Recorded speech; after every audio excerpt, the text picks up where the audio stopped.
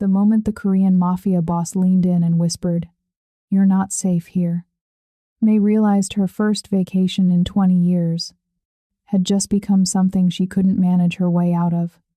3 black women, 1 borrowed phone, and a 30-second mistake that put all of them on a list they never signed up for. But here's what May didn't know yet. Leaving that rooftop was only the beginning, because hours later, someone would leave a message on her hotel bathroom mirror in Korean, and she'd finally understand that this wasn't a misunderstanding. This was a debt, and the only way out was through. If you've ever been the responsible friend, the one who always shows up, you're going to feel this story in your bones. Drop a comment and tell me where you're watching from and what time you see this story. Meet May 38, Senior Marketing Director, Atlanta. The woman everyone calls when they need something. The one who always shows up. The one who's been single for 3 years, because every man she dates eventually leans, and she holds him up until she disappears. Meet Selin, 35, event planner. Twice divorced. Brilliant at reading rooms, catastrophic at reading men. She validates herself through male attention, and she knows it's a problem, she just doesn't know how to stop. And meet Anne, 37, ICU nurse. 12 years of trauma medicine. She's seen more deaths than most people see in a lifetime. She's calm under pressure, emotionally detached. She just wants one quiet vacation where no one needs saving. These 3 women text sporadically. They say, "We should really do this," and mean it, but life keeps happening. This trip? This was supposed to be the reset. But it didn't go as planned. 72 hours after the rooftop. The Bellagio hotel room. Chaos, but not violent chaos. Methodical chaos. Drawers pulled open. Suitcases unzipped. Clothes shifted rather than thrown. Someone had visited their room looking for something specific, and they'd taken their time doing it. On the bathroom mirror, drawn in Selin's own red lipstick, a single Korean character, Pit. Anne stood at the window, arms crossed, calculating exit strategies the way she calculated survival odds in the ICU. Selin sat on the bed, hands shaking, phone in her lap, not texting, not calling, just staring at it like it had betrayed her. May stood in front of the mirror, staring at the character, not understanding it, but understanding exactly what it meant. Someone knew where they were. Someone had been inside their room, and this was a message. May thought her first vacation in 20 years would be about spa dates and old memories, maybe a little too much champagne, maybe some dancing. She didn't know that one borrowed phone call had already shattered everything. She didn't know that her best friend's hunger for validation had just put all 3 of them on a list they never signed up for. And she definitely didn't know that the man who warned her on that rooftop, he was about to become the only reason they'd survive the next 72 hours. But let's go back to where this really started. Before the rooftop, before the warning, before May realized that being the responsible friend wasn't going to save anyone this time. Atlanta, 5 days earlier. May's office, corner desk, dual monitors. A framed award on the wall she stopped noticing 3 years ago. The kind of workspace that looks like success and feels like a very well-decorated cage. Her phone buzzed. Group text. Selin. Vegas. This year. For real this time. Anne. 2 seconds later. I'm not saying no. From Anne? That was basically a standing ovation. May stared at her screen. They'd been talking about this trip for 20 years. Every year. The same conversation. Every year, May had a reason to postpone. Work deadlines, family obligations, the responsible choice. She typed, "Can we talk about this later?" Deleted it, typed, "I don't think I can get away right now." Deleted that too. Her cursor blinked. Waiting. May looked at the framed award on her wall. Senior Marketing Director. She'd worked 15 years for that title, Missed birthdays, skipped vacations, said yes to every late-night revision, every last-minute client call, and she still wasn't happy. She typed 2 words. "I'm in," hit send before she could take it back. The most reckless thing she'd done in years. Here comes the flight to Vegas. 3 women in their late 30s. 3 carry-ons packed with intention. May packed the way she lived efficiently. Neutral colors, comfortable shoes, a backup charger. Because You're not someone safe always here. forgot theirs. You should leave. Advil. Now. Because someone always needed it. The version of herself who anticipated everyone else's needs before her own. Selin packed like she was auditioning for a role. 6 dresses. 3 pairs of heels she couldn't walk in. A curling iron she'd used twice. The version of herself she hoped would finally feel like enough. Anne packed like she was deploying to a disaster zone. Minimal clothing. Maximum function. First aid kit. Because 12 years in trauma nursing teaches you that preparedness isn't paranoia. It's survival. 3 women. 3 suitcases. 3 completely different ideas of what this trip was supposed to fix. The Bellagio check-in. The lobby that smells like money and fresh flowers. The elevator that opens directly onto their floor. Selin stepped inside first and made a sound that was half shriek, half sob. Floor-to-ceiling windows. The strip glowing in the distance like a promise. King bed. Marble bathroom. The kind of space that reminds you what it feels like to be treated well. Anne walked to the bed. Sat down. Bounced once. Okay, this is acceptable. They laughed. The real kind. Unguarded. The way they used to laugh in college, before life taught them to perform their happiness instead of feel it. For exactly 4 hours, everything was perfect. That night, the casino floor at Caesars, slot machines chiming, dealers calling bets. The particular electricity of a room where everyone believes their luck is about to change. Selin locked eyes with a man across the blackjack table, and she was gone in 4 minutes. May noticed.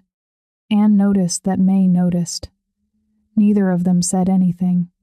This too is what 20 years looks like. You see the pattern forming. You don't name it out loud. You just wait. May watched from the bar. David was charming in the engineered way. The kind of charm that feels personal, but plays to a room. Generous with attention, in the specific manner of a man who knows that women who feel unseen will give you anything if you simply look at them. He leaned in close when Selin spoke, laughed at her jokes, touched her arm at exactly the right moments. But there was one flicker, just a second, where his attention cut to another lady across the floor. A glance that wasn't social, wasn't casual. Selin didn't catch it. May did. She filed it away. Said nothing, because that's what May always did.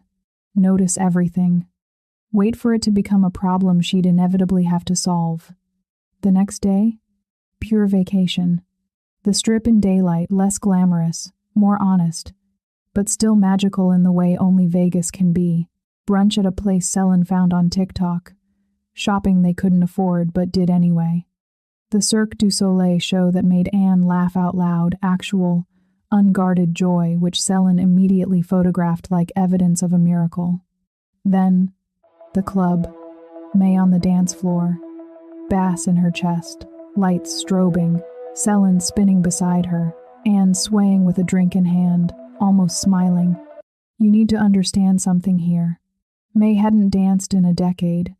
Not because she couldn't, but because somewhere in the last 10 years, her body had become something functional.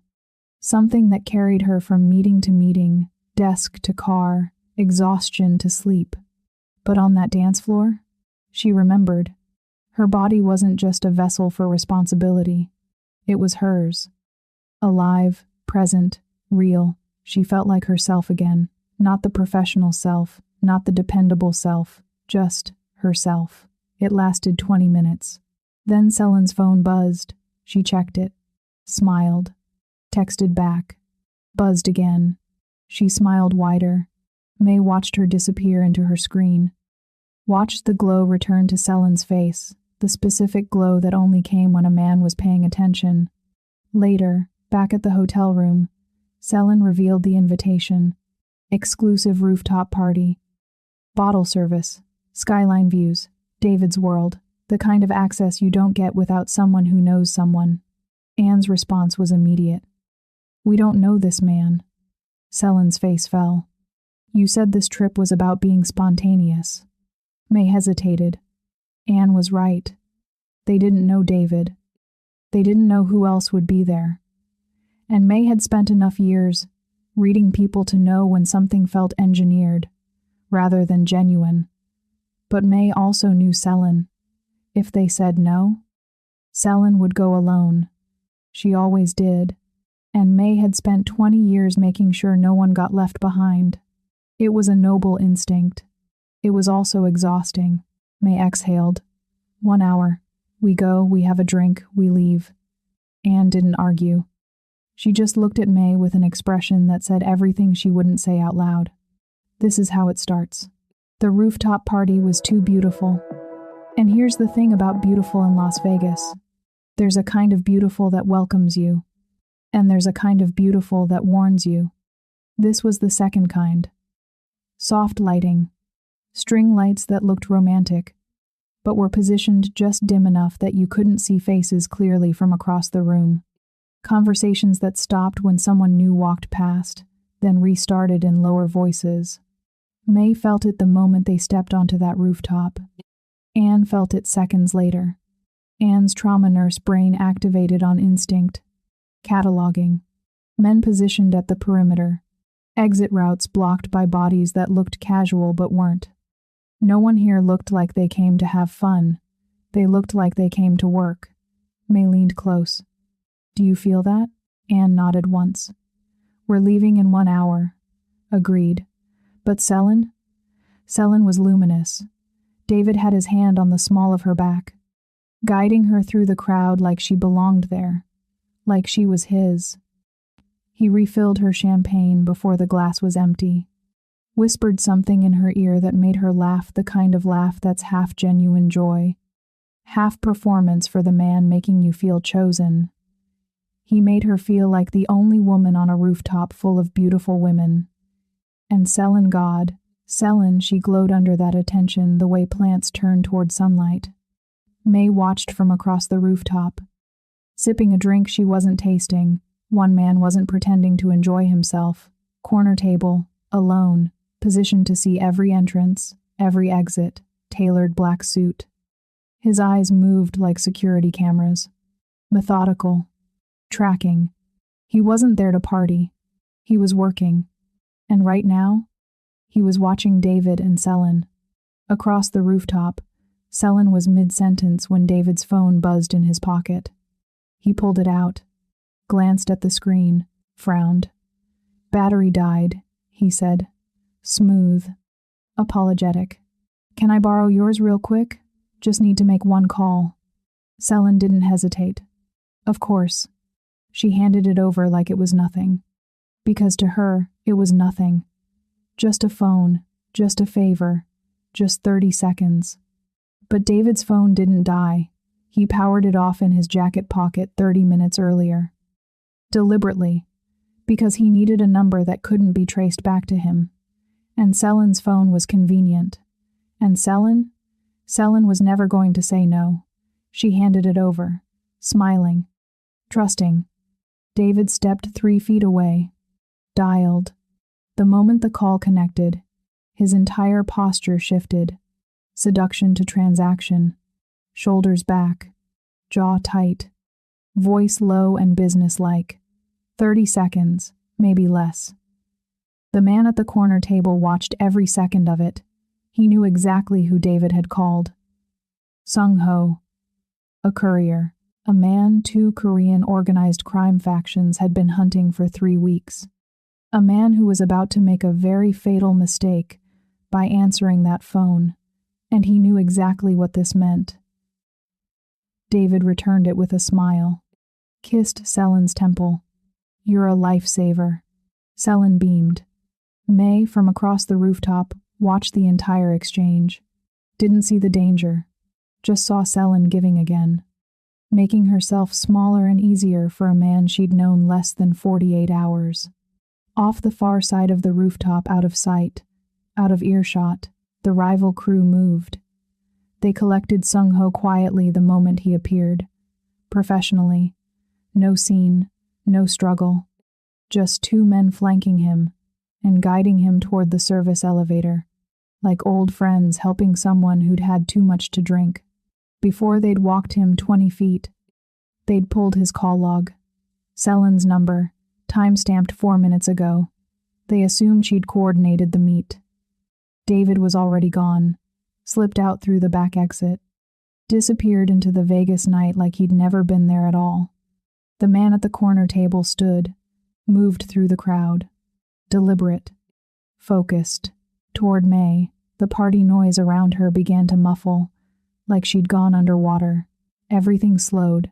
She felt him before she saw him. Close, too close. Leaning in from behind her shoulder, his voice was low, controlled, certain. Your friend doesn't know who she's with. May turned, startled, annoyed. Excuse me? He didn't look at her. He was scanning the room. Jaw tight. The man she came with used her phone to call someone dangerous. The wrong people have her number now. Then he looked at her directly. Not like he was hitting on her.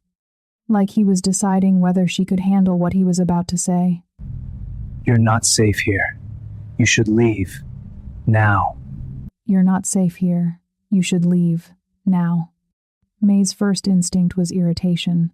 Another man telling her what to do. Another stranger thinking he knew better.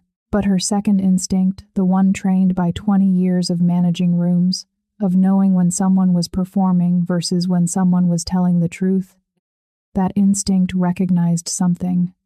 This man believed what he was saying, and May had learned to trust that instinct. She stood, walked across the rooftop to where Selin and Anne were standing near the railing. Her voice was calm, controlled. We need to go. Selin turned, champagne in hand. We just got here. Now. Selin. Selin's face hardened. The glow vanished, replaced by something sharp and familiar. You're doing it again.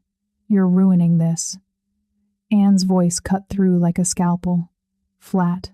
Devastatingly true. May doesn't ruin things. You do. 7 words.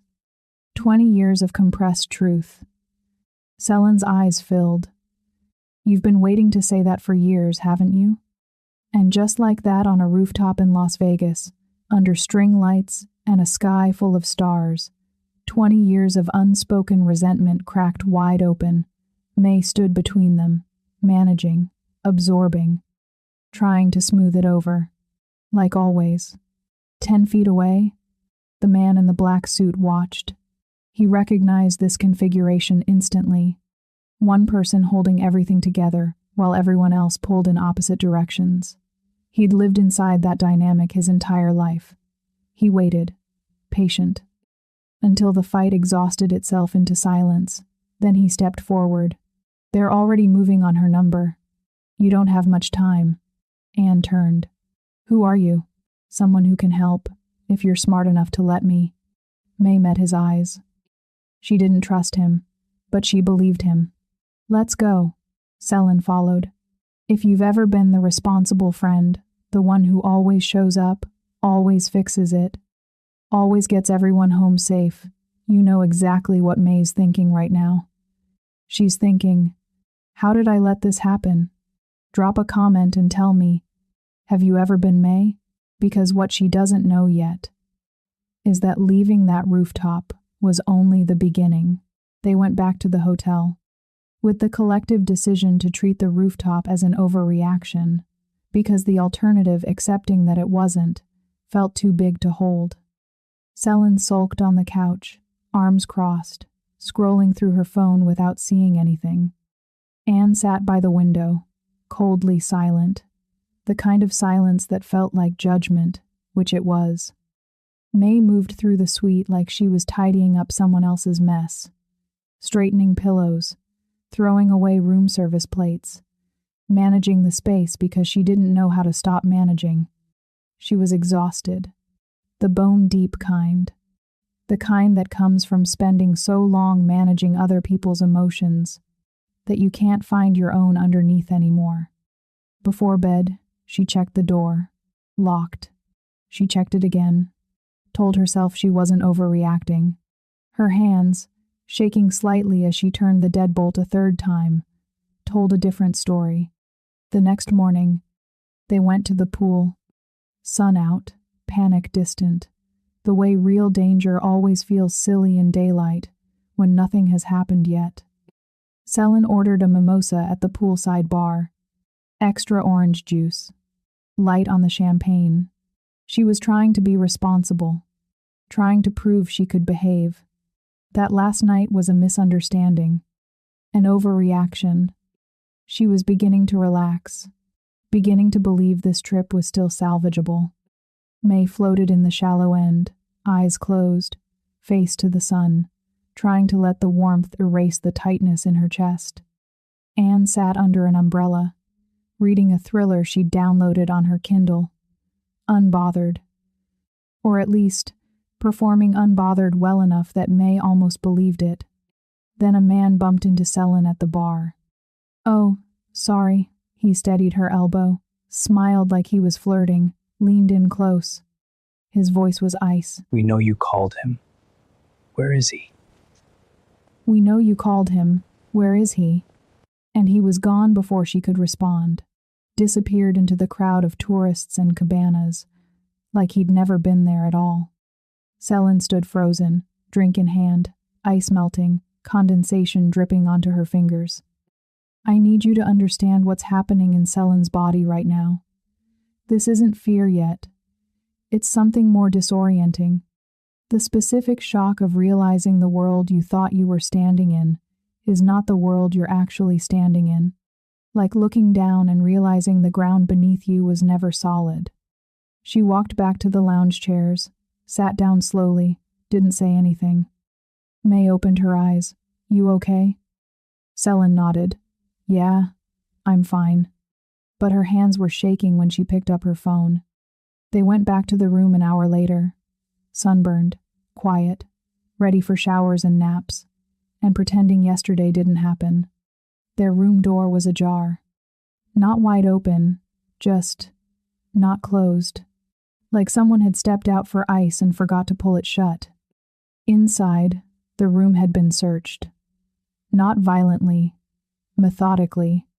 Drawers pulled open, clothes shifted but not thrown, suitcases unzipped and almost neatly repacked. Someone had gone through everything, carefully, looking for something specific. They didn't find it, but they needed you to know they'd looked. May stepped inside first, Anne behind her, Selin last, still holding her pool bag like a shield. Anne moved through the suite the way she moved through the ICU after a trauma. Assessing. Cataloging. Already calculating outcomes. "Bathroom," she said quietly. May followed. Selin's makeup bag sat open on the counter. Her red lipstick, the Fenty one she'd bought specifically for this trip, was missing. On the mirror, drawn in that same red lipstick, a single Korean character. Pit. Anne saw it first. 12 years of trauma nursing activated instantly. Not panic. Protocol. We need to leave. Not the hotel, the city. Selin's voice was small. "What does it say?" May pulled out her phone. Hands steady through sheer force of will. Took a photo. Opened Google Translate. Aimed the camera. The translation flickered. Debt. Then consequence. Then what is owed. Vague, imprecise, but the message was clear. They didn't need you to understand the word exactly. They needed you to understand the feeling. "We know where you are." Anne started packing, folding clothes the way you fold them when every second counts. Selin sat on the bed, frozen, not moving, not speaking. This was not her style. Selin was motion. Selin was noise. Selin filled rooms with energy even when she was trying to be quiet. But right now, she was paralyzed, which is exactly why it told you everything. May stood in the center of the suite, mind racing, trying to build an exit strategy from a situation she didn't have enough information to map. They couldn't stay here. That much was obvious. But where would they go? Another hotel? The airport? Would that make them safer or just easier to follow? She didn't know, and May hated not knowing. A knock at the door. Calm, patient. 3 measured knocks. Not the knock of someone who thinks they might have the wrong room. All 3 women froze. May moved to the peephole. Looked through. The man from the rooftop. Black suit. Neck tattoo. Standing in the hallway like he'd been expected. She opened the door a crack, chain still latched. "How did you find us?" "I've been watching you since the party." He said it like it was obvious. Like of course he'd been following them. Like that was the reasonable thing to do. May hesitated.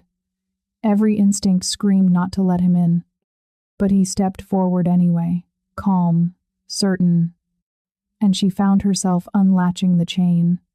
He walked inside, took in the room, the open drawers, the unmade beds, the mirror. His jaw tightened. Something in his expression shifted. Not surprise, confirmation. He'd hoped they'd be gone before this happened. "You can't stay here," he said, "and you can't leave the city. They're watching the airport, the bus station, the rental car desks. You're on a list." Selen's voice cracked. "What list?" He looked at her directly, not unkindly. Just honest. "The one that says you know where Sung-ho is. They think you coordinated the meet. Until we prove you didn't, you're a liability." Anne stepped forward, arms crossed, nurse voice fully activated. "And why would you help us?" He glanced at May, just for a second. "Because I don't like messes, and this one isn't yours." May picked up her bag, voice steady, decided. "What's your name?" "Minjun Kang. People call me MJ." She slung the bag over her shoulder, met his eyes. "Then let's go." Have you ever had to make a decision with incomplete information? Where every option feels wrong, but doing nothing feels worse? Share your thoughts in the comment. Tell me, what would you have done? MJ drove them through the Las Vegas tourists don't photograph. Past the Strip's long shadow. Past the outlet malls and wedding chapels. Into Chinatown. The buildings here were lower, quieter. Strip malls with hand-painted signs. Restaurants that had been family-owned for 30 years. The kind of neighborhood where people actually lived instead of just visited. He pulled into a parking lot behind a modest Korean barbecue restaurant. Han's Kitchen. Handwritten hours on the door. A light in the back kitchen that looked like it had never fully gone out. Above it, a narrow staircase, second-floor apartment. MJ unlocked the door. The smell arrived before the light. Garlic. Gochujang. Sesame oil. The particular warmth of a space that had been lived in by people who cooked together. He flipped the switch. 2 bedrooms. Small living room. A kitchen table that seated 4 if everyone was friendly. Photos on every wall. May stopped in the doorway, taking it in. MJ as a child, maybe 7 years old, gap-toothed, smiling at the camera in a way that was unguarded and joyful. The kind of smile the current version of him had carefully erased. A young woman in graduation regalia, cap tilted, holding a diploma. His sister, May guessed. And in the center, a man in a chef's apron, standing in what was clearly the kitchen directly below them, laughing at something off camera, flour on his hands, joy in his eyes. His father. This is where you need to understand that MJ had a before, that he wasn't born into this, that somewhere along the way, he'd been someone else, someone lighter. Selen dropped her bag by the door. Anne moved to the window, checking sightlines the way she checked IV drips. Automatic. Footsteps on the stairs. A woman appeared in the doorway. 50s, hair pulled back, wearing an apron dusted with flour. MJ's mother. MJ introduced the women as old college friends from Atlanta. She looked at each of them. A long, assessing look. The kind mothers give when they're deciding whether to trust their son's judgment. Then she disappeared back downstairs without a word. Anne leaned close to May, voice low. Either he's the best liar I've ever met, or this is the safest room in Las Vegas right now. She paused. I've worked 12 years in trauma. I know what danger looks like. This isn't it. May wanted to believe her. 10 minutes later, footsteps again. MJ's mother returned, this time carrying a tray piled high with food. Pajon crispy scallion pancakes. Banchan 6 small dishes of kimchi. Pickled radish. Seasoned spinach. Steaming bowls of jjigae stew rich with tofu and vegetables. She set it on the table without asking if anyone was hungry, without waiting for thanks. Just placed it down and turned to leave. May's reflex kicked in, the southern politeness her own mother had drilled into her. Oh, we couldn't possibly.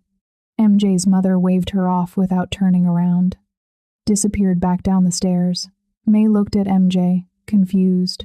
For the first time since they'd met him, something in his expression softened, almost amused. In Korean culture, hospitality toward guests isn't a question. You don't ask if someone's hungry. You feed them. Refusing is complicated.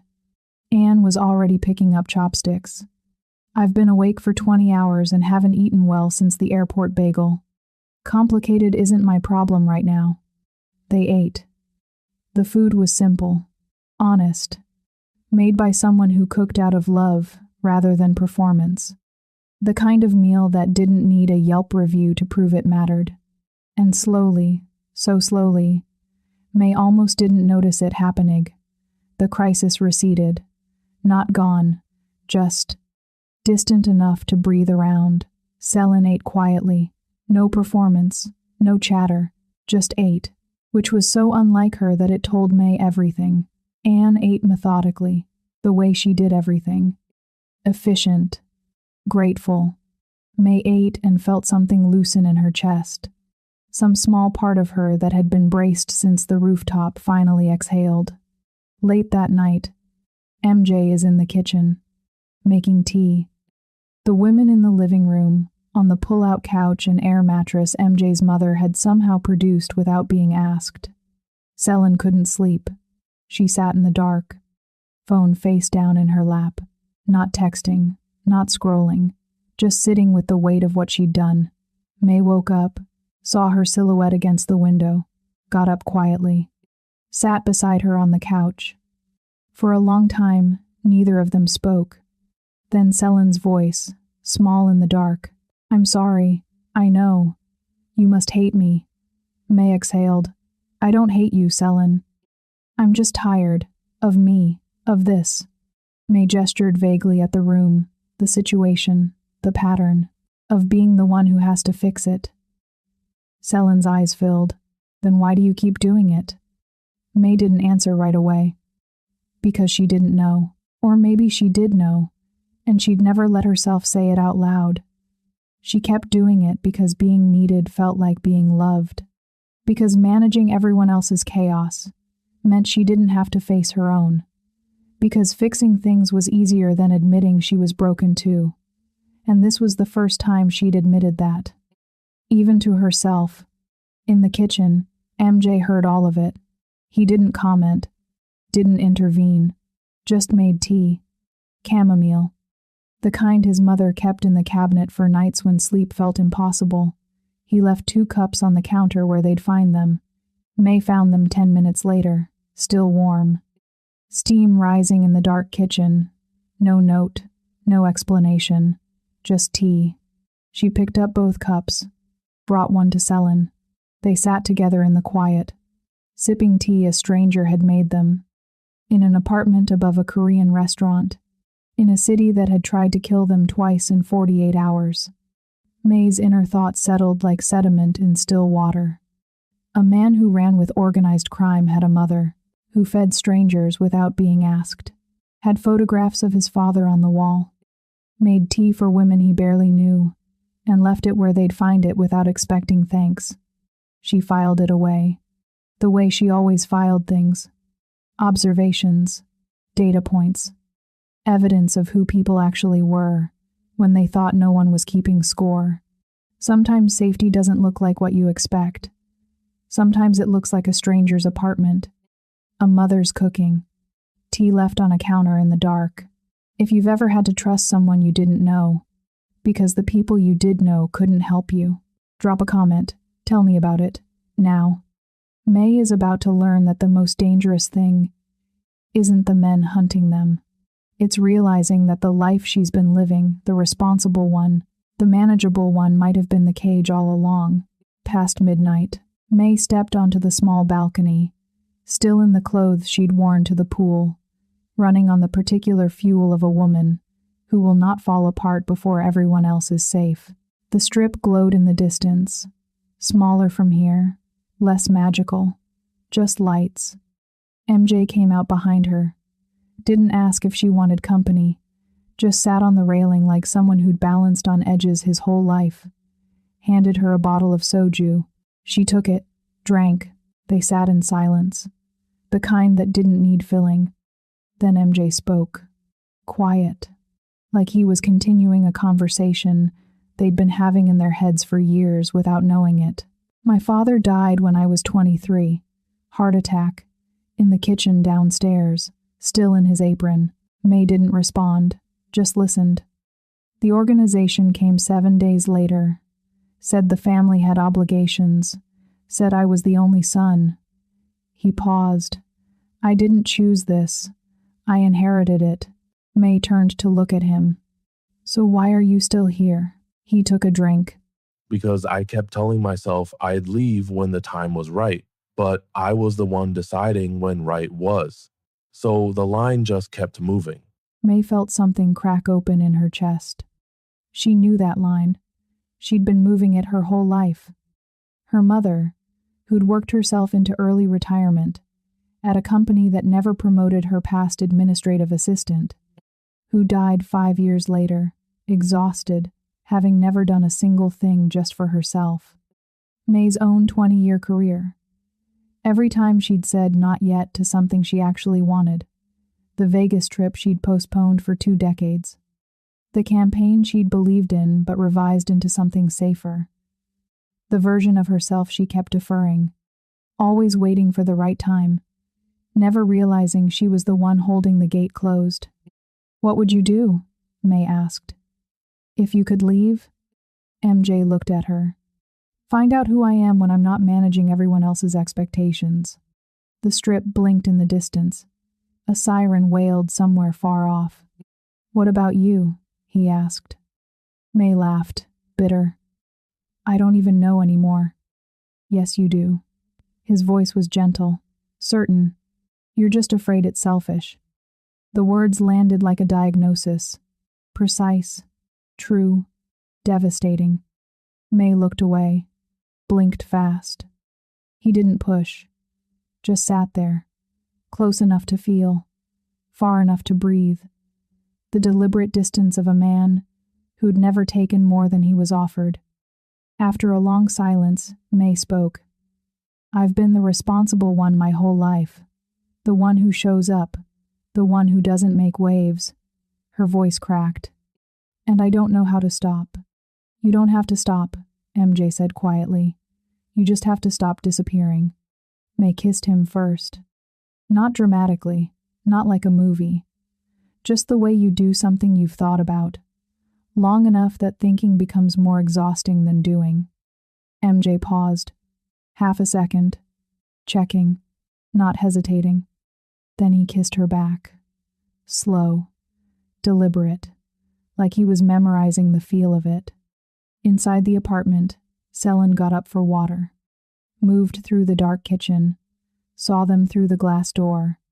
She stood there, holding an empty glass, watching her best friend choose herself for the first time in 20 years, and felt something she was not proud of. When May came back inside 10 minutes later, Selin was on the couch, arms crossed, eyes red. So that's what this is about. May froze. What? You and him. Selin's voice shook. Not from fear, from something uglier. Of course you get the fairy tale, even in my mess. May's jaw tightened. Selin. I screw everything up. I make the bad decisions. I'm the one everyone has to save. Her voice rose. And somehow, you still end up with the hero. Something inside May snapped. 20 years of absorbed consequences.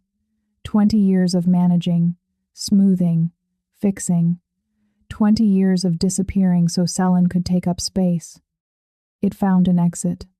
Then stop being the mess. The words came out sharper than she meant, louder.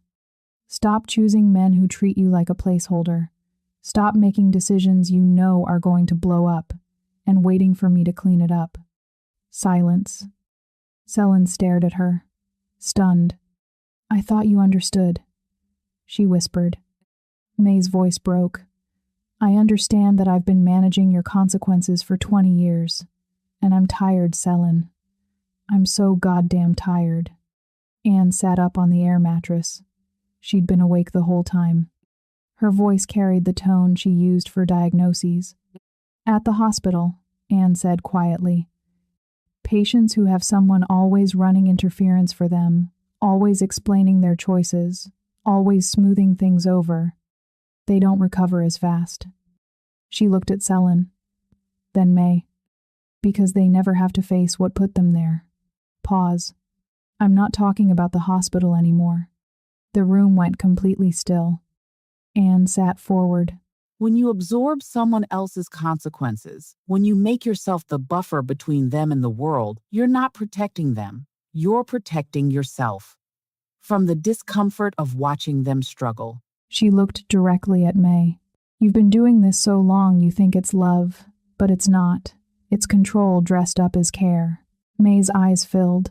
Because she knew. She'd always known. Selin stood, face crumpling, walked to the bathroom, slammed the door. May sat on the couch, head in her hands. MJ stood in the balcony doorway, watching, not intervening. He knew what kind of fight this was. The kind that looked like destruction, but was actually surgery. The kind that either killed the friendship or saved it. There was no in between. If you've ever had this fight with a friend you've known for years, the one where all the unspoken resentment finally explodes, you know, it either ends the friendship or it transforms it. Drop a comment and tell me which one you think happens next. Morning. Downstairs, MJ's mother opened the restaurant. The scrape of chairs on tile, the hiss of the grill heating, the particular rhythm of someone who's opened the same door at the same time for 30 years. Garlic hitting hot oil, sesame, gochugaru, life at normal volume 1 floor below.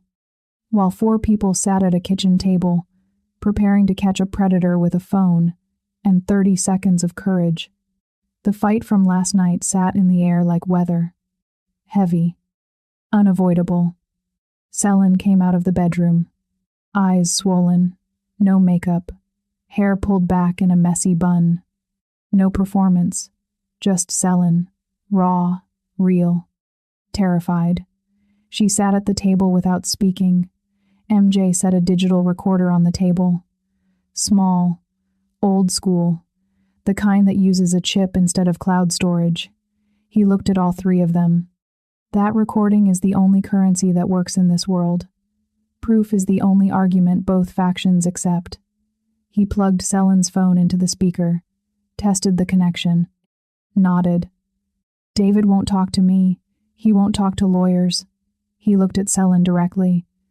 He'll talk to you, because he still thinks you're exactly what he decided you were the night he borrowed your phone. Selin went white. What if he realizes? Then we hang up. MJ's voice was calm. Factual. But if we don't try, you stay on that list. And so do they. He didn't gesture toward May and Anne. He didn't need to. Selin looked at May. Voice small. What if I can't? May met her eyes. Then I'll be right next to you, whatever happens. The four of them sat at the kitchen table. Recorder ready. Phone connected. The hum of the refrigerator is the only sound. Selen's hands shook. Anne sat across from her, arms folded, focused, watching Selen the way she watched patients in the ICU, assessing. Ready. May sat beside Selen, close enough to touch, not touching, just there. MJ leaned against the counter. Whenever you're ready. Selen picked up the phone, stared at David's contact. His name, the photo she'd saved 2 days ago, him smiling at the blackjack table like he'd won something. She dialed. 3 rings. Then his voice. Smooth, warm, practiced. Hey, beautiful. I was wondering when I'd hear from you. Selen's voice came out shaky, not entirely performance. David, something happened. What's wrong? After the party. These men, they came to my hotel. They said I called someone. They trashed my room. A pause, then laughter. Light, dismissive. Babe, you're fine. You're overthinking this. They knew my number, David. How would they know my number?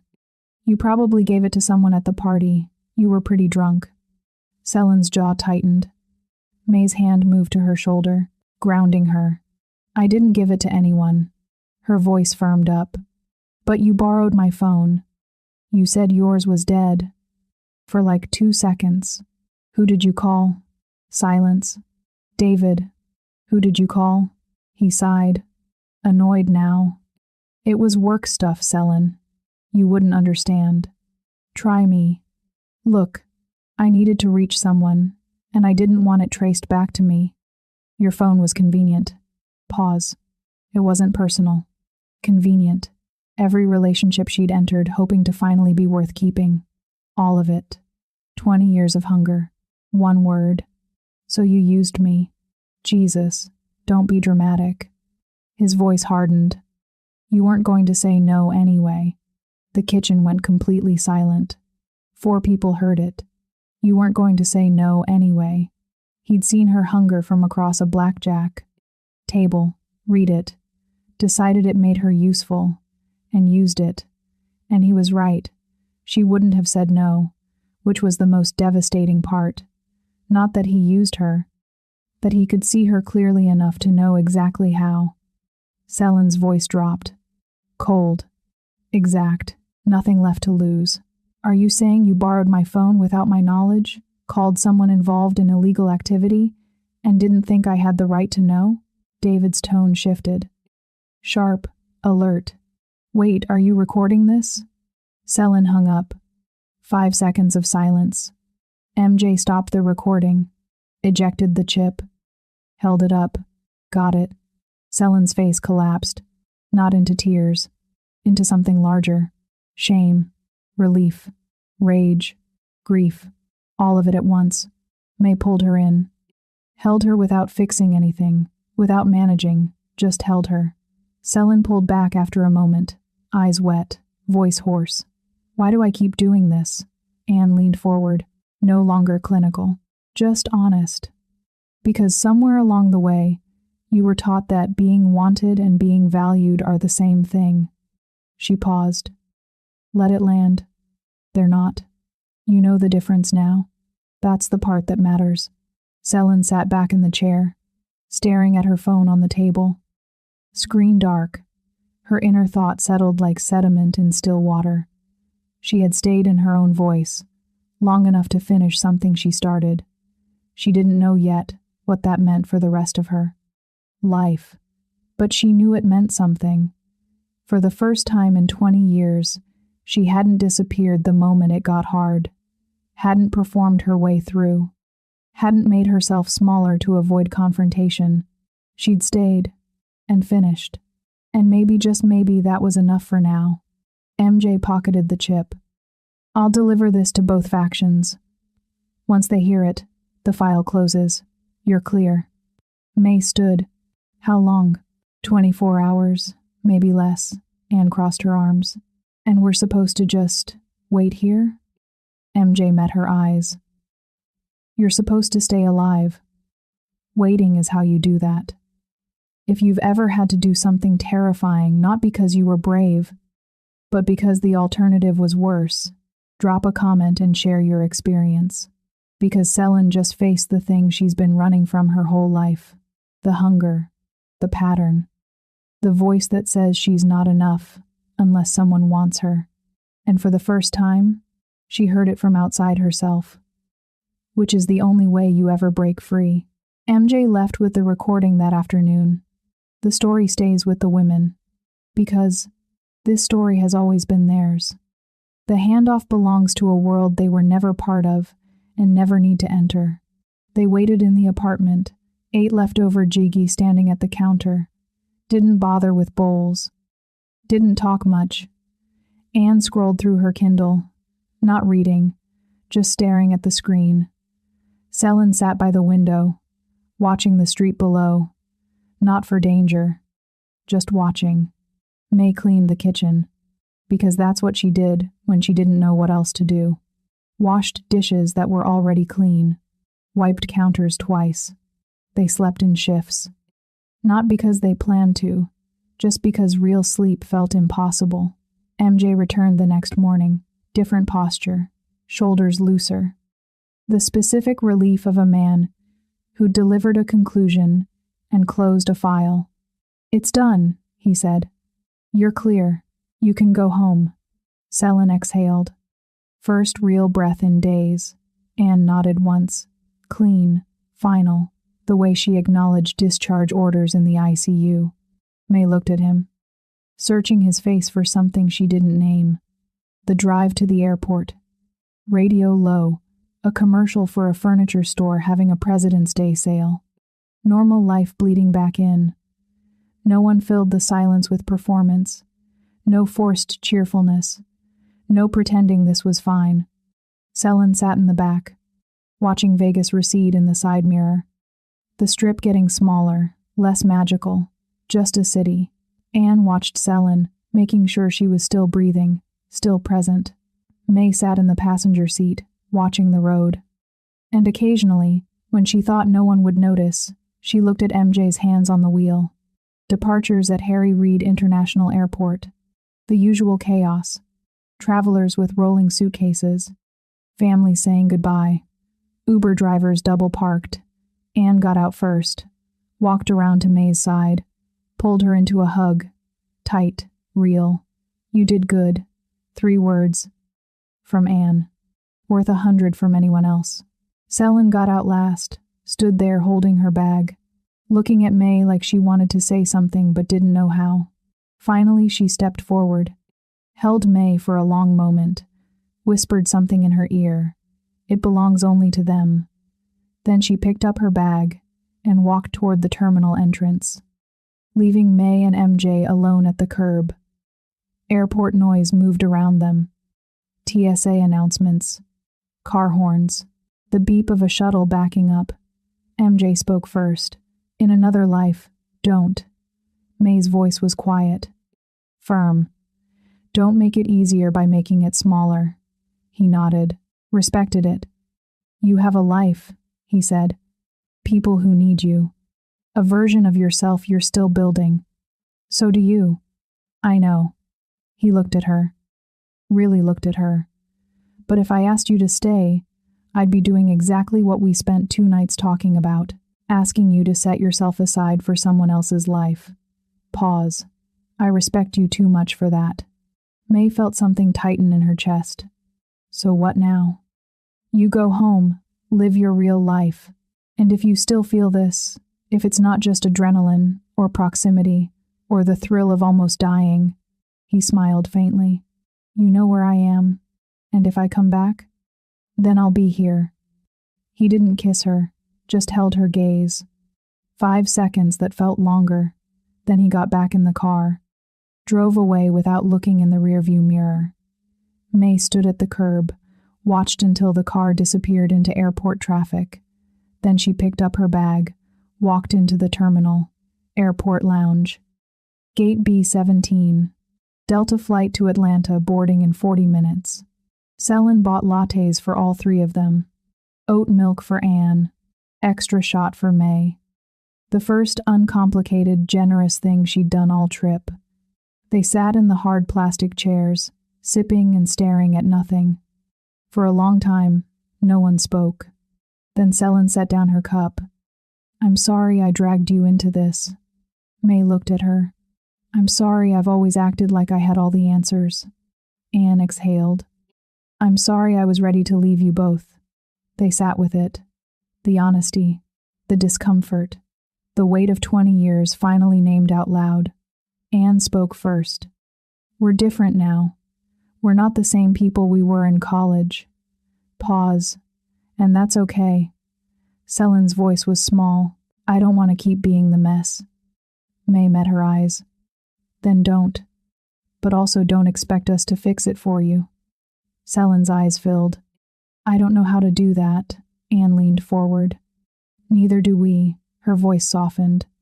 "But maybe we figure it out together. As who we actually are, not who we were 20 years ago." The boarding announcement crackled overhead. "Now boarding Group A for Flight 1847 to Atlanta." They gathered their bags. Stood.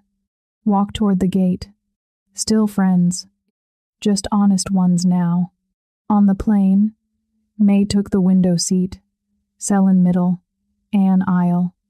The same configuration they'd sat in on the way to Vegas. But different now. The flight attendant did the safety demonstration. Oxygen masks. Flotation devices. "The nearest exit may be behind you." May stared out the window as the plane taxied. Watched Vegas shrink beneath them. The Strip. The desert. The mountains. Selin leaned her head back. Closed her eyes. For the first time in days, her face looked peaceful. Anne pulled out her Kindle. Actually read this time. May's phone buzzed in her pocket. She pulled it out. A text from an unknown number. "Safe flight. MJ." She stared at it. Didn't respond. Just tucked the phone back in her pocket. Looked out the window. Watched the clouds. Sometimes the ending isn't dramatic.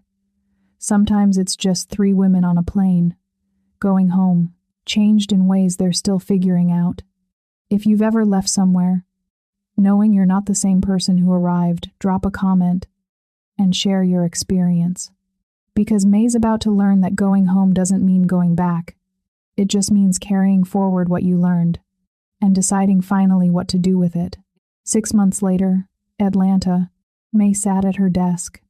Same office. Same framed award on the wall she'd stopped noticing years ago. But something was different. Her posture, straighter. Her voice, firmer. Conference room. 11 a.m. The weekly marketing meeting she used to dread. Her boss, Derek, sat at the head of the table, arms crossed, waiting. May opened her laptop, pulled up the presentation, the real one, not the safe version she'd revised 3 times to make it more palatable, the one she actually believed in. This campaign targets women over 35 who are tired of being looked down on. She clicked to the next slide. We're not selling them anti-aging. We're selling them permission to take up space. Derek frowned. That's pretty bold. May didn't apologize, didn't backpedal, just waited. 5 seconds of silence. Okay, he said. Let's try it. May closed her laptop, nodded. Great. Her inner thought settled quietly. For 20 years, I made myself smaller to make everyone else comfortable. I revised my ideas before anyone asked. I apologized for taking up space. Not anymore. Selin's phone buzzed on her kitchen counter. Text from Dr. Martinez, her therapist. See you Thursday? Selin stared at it.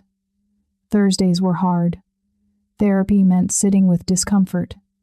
Meant not performing. Meant facing the pattern instead of running from it. She typed back. I'll be there. Hit send. She's been going for 3 months now. She's shown up 12 times. That's the real work. Not the breakthrough. Just showing up. Memorial Hermann Hospital. End of shift. Anne walked out of the ICU. Scrubs wrinkled. 12-hour shift. 2 codes. 1 death she couldn't prevent. A coworker caught up with her in the hallway. Hey, drinks tonight? Anne's first instinct was no. She was exhausted. She wanted her couch, her Kindle, silence. But she hesitated. Normally, she'd say no. Normally, she'd disappear home and resurface on her next shift. This time, she said, "Yeah, I'm in." Her coworker looked surprised. "Really?" Anne smiled faintly. "Don't make me change my mind." May's office. 4 p.m. Her phone buzzed. Email notification. Subject line blank. Sender, MJ Kang. May opened it. There's a Korean restaurant in Atlanta, properly Korean, not strip mall Korean, that my mother says is the best outside of Seoul. I thought you should know it exists. MJ. May read it twice. Smiled. Typed back. Is this how Korean mob enforcers make restaurant? Recommendations. His response arrived in under a minute. No. This is how I do it. She put the phone down, smiled wider, didn't answer right away. Not because she was playing a game, but because she was learning to take her time, on her own terms. Her phone buzzed. Group text. Selin. Next year somewhere with a beach. For real this time. Anne, 2 seconds later. I'm not saying no. May smiled. Typed. I'm in. Hit send. Same 2 words she'd typed 6 months ago. But they meant something completely different now. May spent 20 years waiting for the right time. And then she realized, the right time is just the moment you stop waiting for permission. She's not perfect. She's still figuring it out. She still overthinks. She still manages more than she should. But now, she's choosing herself. And that's everything. Thank you for watching May's story. If you've ever been the responsible friend, the one who always shows up, the one who fixes everyone's problems, the one who disappears inside your own kindness, this story was for you. Drop a comment and tell me, what's one thing you've been waiting for permission to do? Like this video if May's journey felt real to you. Subscribe if you want more stories about women who break their own patterns. And turn on notifications. Because the next story, it might be even messier than this one.